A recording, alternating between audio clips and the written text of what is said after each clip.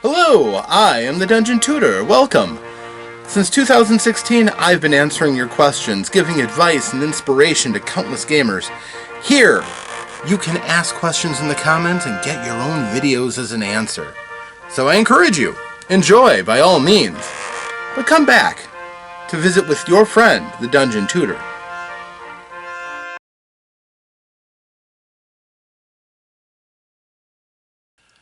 Hello friends, I am the Dungeon Tutor. Welcome! Today we are talking about RPGaDay 2025. Today is the 25th day and the topic for today is challenge. I want to talk to you about an asset. If you followed me, you probably heard this before, so I'm sorry in advance. But if you haven't, this is an opportunity. Let me talk to you about a little company called Gooey Cube. Wait. I talk about Gooey Cube fairly often, but let me talk to you about one of their ideas that definitely intrigued me the most about Gooey Cube as I was learning about their particular technique of running games. The central character for this, in this discussion, is their concept of not-so-random encounters. Now, I've used random encounters. They're generally a spur to keep players moving forward. It's also to simulate the reality of a world where not everything stands static, and that if characters move around, they will bump into other creatures moving around, or events that happen. And that's supposed to make things realistic. What Gooey Cube has done is unhinged that completely. They realize that adventures are narrative, as much as they are simulating a reality within your world. The reality you want to present. And if that reality is, again, more of a movie that is more dramatically satisfying than replicating some reality that you're holding yourself to, instead you can come up with not-so-random encounters. Now, what is a not-so-random encounter? It is an encounter, but it comes from a list of encounters that the Game Master is given. And as they feel the need to insert an encounter into a scenario for their own purposes of storytelling, they have a variety at hand. And they come with all of Gooey Cube's adventures. They come with their campaign setting. Not-so-random encounters can be wonderful, and they're not just the purview of Gooey Cube. Anybody can use them. I use them myself happily. Why and how? Okay, now number one, I'm going to warn you, some people, mostly players, will kind of think they're cheating. Because the idea of rolling randomly for a random encounter maybe seems more fair to them. Maybe it seems like we know our risks. We have a 1 in 6 chance or whatever every so long, maybe every 10 minutes of bumping into something that will force us to have an encounter.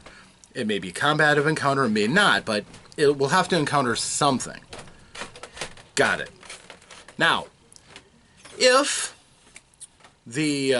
you can excuse the possibility of a not-so-random encounter, it's the situation where the Game Master is reading the circumstances, right? The players are kind of bored. There's not been a combat encounter recently enough in their game, or, something has just not been happening. The Game Master can dip into their little toolbox of not-so-random encounters, and they're all set and ready for almost any circumstance. So they're walking along a path, you pull out a not-so-random encounter, you are walking along, and your horses start to spook from a familiar and not anticipated scent, and then you hear the shrill cry of griffins. And you have a short little encounter with a challenging, encounter of griffins that the players can have to deal with. That can be really good, because you have a combat situation letting them flex their combat abilities.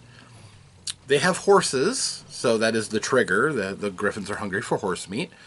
And the players have a neat, sensible encounter that adds to the storyline. The players needed a little something to stir things up.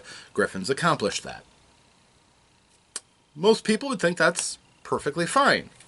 A lot of people, I think, generally appreciate the fact that they would rather have a situation like that come up where the players are served by the premise of quick combat, and at the same time, the Game Master can withhold that. If the players are beat up or the players are not looking for a fight, you can withhold that and serve the needs of the players in the service of your story. If you decide that Griffin encounter just wouldn't add anything, then don't use it. Now, if the party is beat the daylights out of, and under ordinary circumstances another encounter might finish them off, you can have not-so-random encounters that are not combat-oriented. Maybe they're role-playing based. Maybe they're actually helpful. You could have one that involves them finding somebody who could possibly heal them. Maybe a mercenary priest to be willing to heal wounds for a cost. Maybe a unicorn, where if the players can cut back on their bloodlust, could convince the unicorn to maybe touch one of the more injured members with its horn and maybe heal some of them or drive off a disease or plague they've been, whatever you want. You can set these encounters. You have the right, you have the permission as a game master to do things like that. And you can tailor the encounter your way by setting what challenge this is at. And that's another advantage of Gooey Cube's encounters, by the way. Any combat encounter has multiple tiers based on the experience level of your players and what you need out of the fight.